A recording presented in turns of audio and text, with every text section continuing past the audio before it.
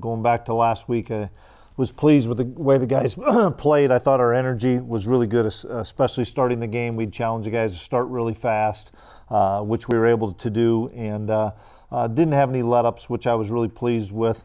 Coming out of halftime with a big lead. Week before, we gave up a pretty easy touchdown, and this week, guys had different mentality coming out of halftime to continue to put the hammer down, and we were able to do that. So excited about the win, and now we've got to turn our focus to nothing but Mississippi State because it's an exceptional football team, and it'll be a tough environment, but it's a good measuring stick. We need this game. We need to find out as a coaching staff and as players, kind of where we are. Well, we haven't gotten there yet, but just same thing we've talked about before in here. We're not worried about Saturday today. We've got to have a great Tuesday and getting our preparation ready offensively, defensively, and on teams.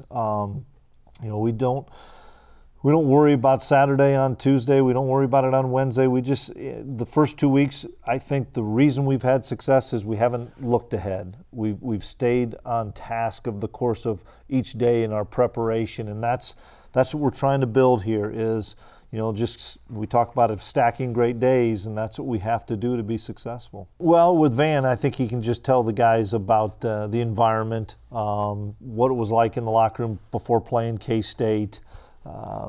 Just little things like that. He may know some of the personnel. I think on the flip side of it, with Isaiah there, and I wish him the best. I enjoyed my brief time with Isaiah. I think it's just the personnel piece, because he didn't practice last spring.